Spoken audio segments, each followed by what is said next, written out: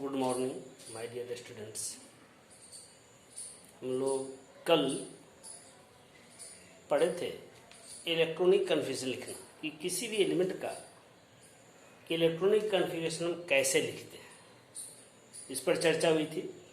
और bio principal के आधार पर हमने कन्फिगरेशन लिखा था और आपको बताया भी था कि आप इसको लिखें।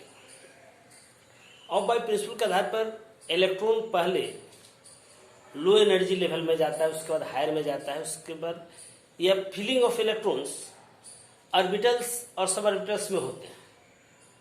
इसकी चर्चा हम लोगों ने किया था कि यह जैसे पहले इलेक्ट्रॉन 1s में जाता है, तब 2s में, तब 2p में, तब 3s में, तब 3p में, तब 4s में, तब 3d में, इसके बाद 4p में, 3d के बाद 4p में।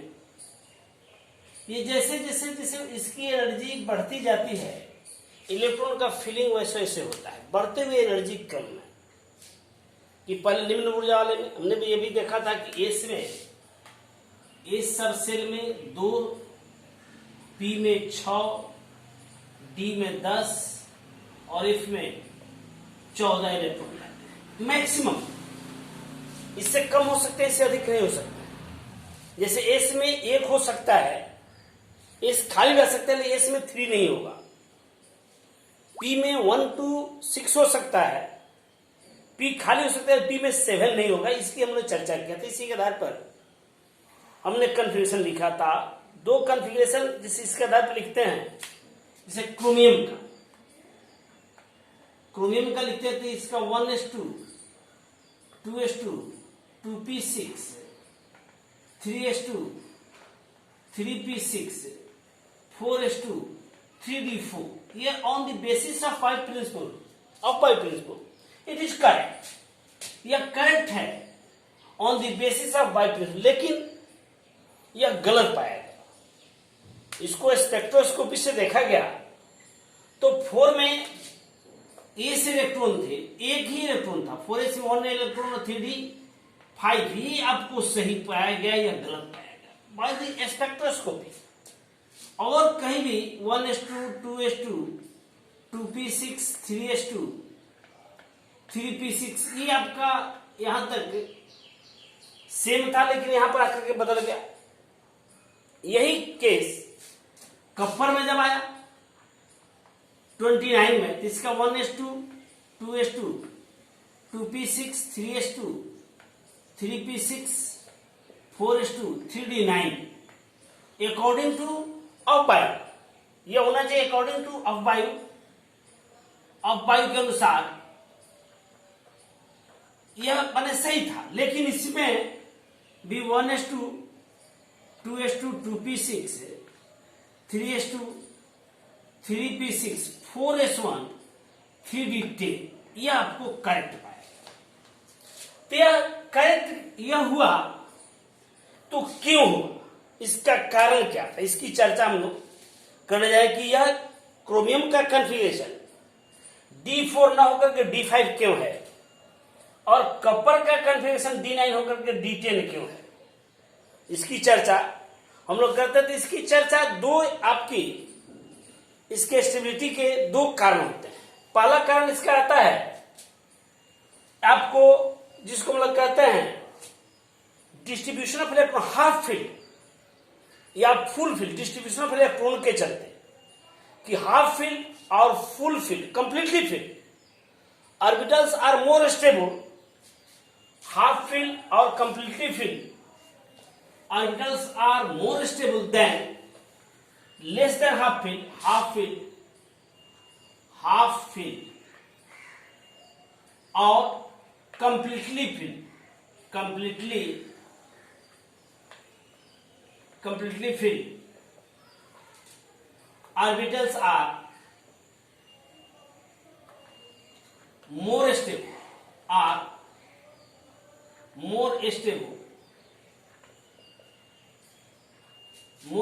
than less than half filled, or more than half filled. Field. यह आपको कहा है कि जिसका आधा भरा हो या पूरा भरा हो वो अधिक स्टेबल होगा आधे से कम या आधे से अधिक भरे हुए से। तो यहां कपर के केस में यहां पर क्या देख रहे हैं कि D4, यह तो पूरा बड़ा फोर्स दी गया, D4 मतलब कि यह आधा से कम है, क्योंकि D में पूरा भरने के लिए 10 चाहिए, तो आधा से कम है। तो D5 अगर हो जाएगा तो यह भी आधा, यह भी हाफ फील्ड, यह भी हाफ फील्ड, तो यह आपको अधिक स्थायी हो जाएगा। कपर में आता है तो यहां पर क्या है, यह आपको हाफ फुल फील्ड नहीं है, फुल फील्ड से एक कम है।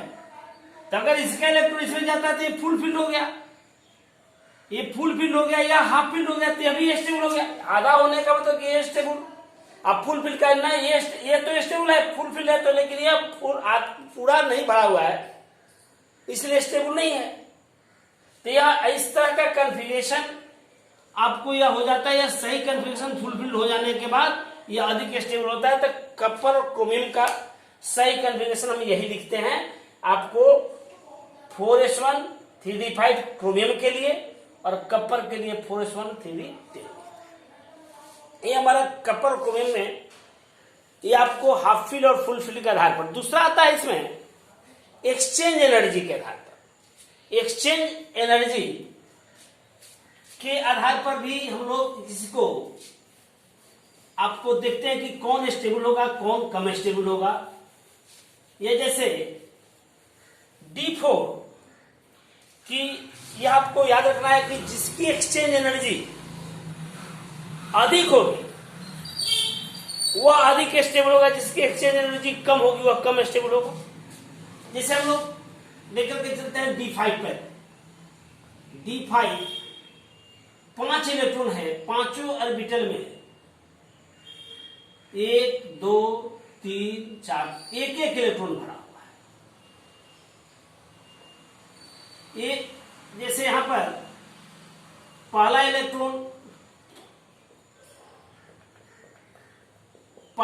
एक्सचेंज इससे कर सकता है, यह इलेक्ट्रॉन इससे एक्सचेंज कर सकता है, या इससे कर सकता है, या इससे कर सकता है। एक्सचेंज 4 हो गए। यहां पर एक्सचेंज कितने हो गए?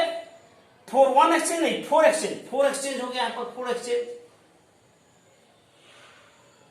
यहां पर जैसे दूसरा को लेकर के चले तो ये तीसरे से चौथा से और पांचवा से यहां पर क्या है 3 एक्सचेंज। फिर अगर हम तीसरा को लेकर के चलते हैं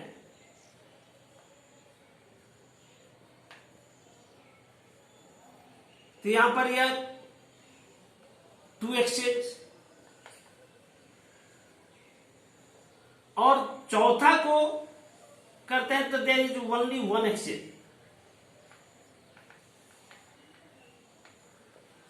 केवल एक एक्सचेंज, 1 एक्सचेंज।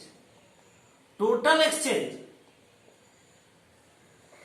यहां पर टोटल करते हैं अगर तो 4 + 3 + 2 + 1, 4 + 3 + 2 + 1 = 10 एक्सचेंज होता है। यही D4 लेंगे तो 10 एक्सचेंज नहीं होगा। D4 की अगर बात करते हैं तो D4 है तो इसमें भी 5 होंगे, ये 4 इलेक्ट्रॉन होगा तो इसके 3 हो सकते हैं, फिर 3, फिर 2, फिर 1, तो इसका कितना हो जाएगा 6 एक्सचेंज हो जाएगा। तो यहां पर 10 एक्सचेंज 6 है तो that is the more, 10 is the more than 6, इसलिए यह स्टेबल होगा। तो कपर क्रोमियम का दोनों का एक्सचेंज एनर्जी के आधार पर भी स्टेबिलिटी होती है। तो यह हमको ध्यान रखना है कि कपर क्रोमियम के केस में जहां कहीं भी, कपर क्रोमियम केस नहीं, जहां कहीं भी जैसे P3 है, D5 है, F7 है तो अधिक स्टेबल होगा। किससे उससे कम या अधिक होने से P3 P6 is more stable, D5 D10 is more stable, F7 and F14 are more stable. इस तरह से स्टेबिलिटी को हम लोग काउंट करते हैं, ध्यान देते हैं स्टेबिलिटी कौन अधिक स्टेबल होगा। अब इसके बाद हम लोग जैसे आयन की चर्चा हमने किया था, कि कोई आयन इलेक्ट्रॉन के एक्सचेंज से बनता है, इलेक्ट्रॉन को दे या ले, इलेक्ट्रॉन कैन बी डोनेटेड और कैन बी गेन, ये दोनों हो सकते हैं इलेक्ट्रॉन का। ये प्रोटॉन जो होता है न्यूक्लियस में होता है, प्रोटॉन के देन लेने से किसी पर पॉजिटिव चार्ज या नेगेटिव चार्ज नहीं होता है। इलेक्ट्रॉनिक कन्वेंशन में लिखते हैं हम किसका, तो इलेक्ट्रॉन का लिखते हैं। Electronic convention the arrangement of electrons. तो किसी में अगर इलेक्ट्रॉन जुट गया मतलब नेगेटिव चार्ज आ गया, जैसे मान लीजिए कि हमारे पास O है, इसका एटॉमिक नंबर 8 है, लेकिन 2 इलेक्ट्रॉन अगर जुट गया तो इसमें नंबर ऑफ इलेक्ट्रॉन कितने हैं, नंबर ऑफ इलेक्ट्रॉन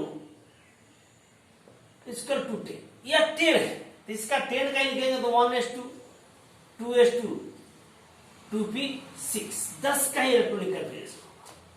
इसलिए हमने एटॉमिक नंबर पढ़ा भी है कि atomic number not number of electron, electronic number indicates the number of protons. हम इलेक्ट्रॉन के इलेक्ट्रॉनिक नंबर के आधार पर इलेक्ट्रॉन को निकाल लेते हैं, लेकिन उसमें जब नेगेटिव चार्ज आता है तो उसमें 2 इलेक्ट्रॉन जोड़ लिए।